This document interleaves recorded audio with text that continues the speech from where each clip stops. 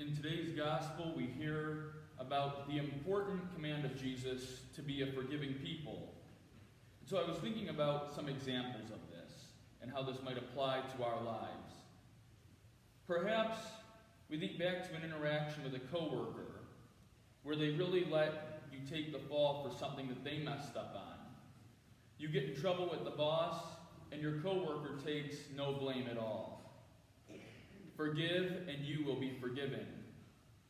Or maybe there was a time in school where you felt bullied or picked on, and it made you feel insecure, ashamed, and hurt.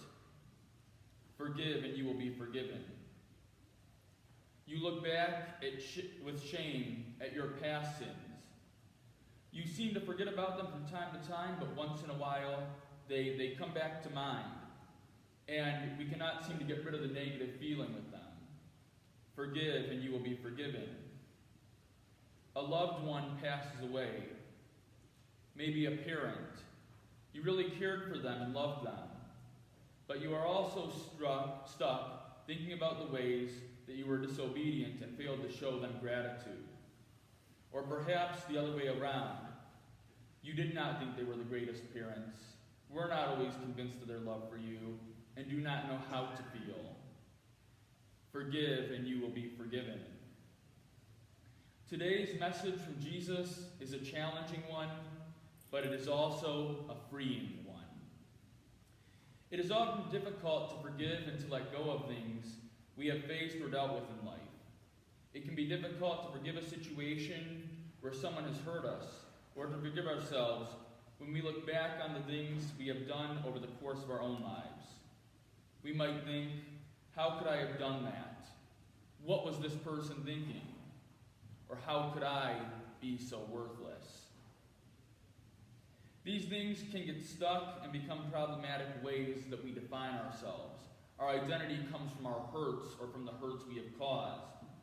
We can become convinced that other sins define them and that our sins define us. But the reality is that God sees differently. He sees us as his beloved.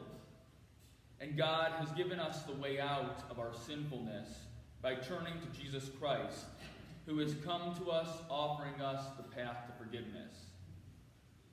It is Jesus Christ who teaches us and shows us how to forgive. As he is being spat at, rejected, and crucified to a tree, he says, Father, forgive them, about those who are doing this to him. And today he commands us to show the same forgiveness and love that he shows by commanding us, forgive and you will be forgiven. So what might this look like in our lives? Perhaps we find it difficult to forgive. In that moment of difficulty, when we're struggling to forgive someone or ourselves, we look to the cross and ask Jesus to forgive with us and for us, pouring out our hearts from the situation and sharing with him this difficulty, asking for the grace to persevere in forgiveness, and then wait and see what happens, how Christ moves our heart to be free. Or if it is us that need forgiveness, first we have a beautiful sacrament of confession, where we can go and know that our sins are cleansed in his blood through his promise that he's given to the church. It's given to us, the sacrament is given to us by the Lord, who gives us a way to go and be reconciled to God and to his church. But secondly, we also might struggle with forgiving ourselves even after we've confessed our sins. Ask Jesus to teach you then how to forgive yourself, how to let go of the things you've given over to him. Allow him to show you your true worth as you look at the cross. Know of his forgiveness and acknowledge it in your life. Do not hold on to the sin that he has washed away. Ultimately, God has given us all the opportunity to be forgiven. He's given us the sacrament of confession, the grace to be able to forgive others, and he has given us his very life in Jesus Christ to forgive us for our sins and to show us how we too can forgive others. So I was thinking about two challenges maybe for this week. First, Think of someone that you need to forgive. You don't necessarily need to go to them, but take time to pray for them. Offer a prayer to God and forgive them from your heart. And second, if you need to seek God's forgiveness, perhaps think about going to confession at some point during this Lent, which will begin in just under 2 weeks.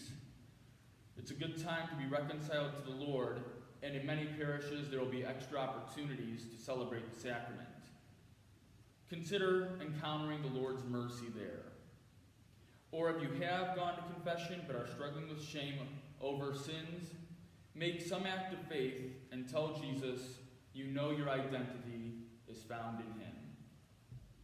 This week, no, on second thought tonight, take the time to forgive others and allow yourself to be forgiven. Jesus makes forgiveness available for all of us, and the proof of this is in his outstretched arms as he freely forgives us. How can we too become people of forgiveness?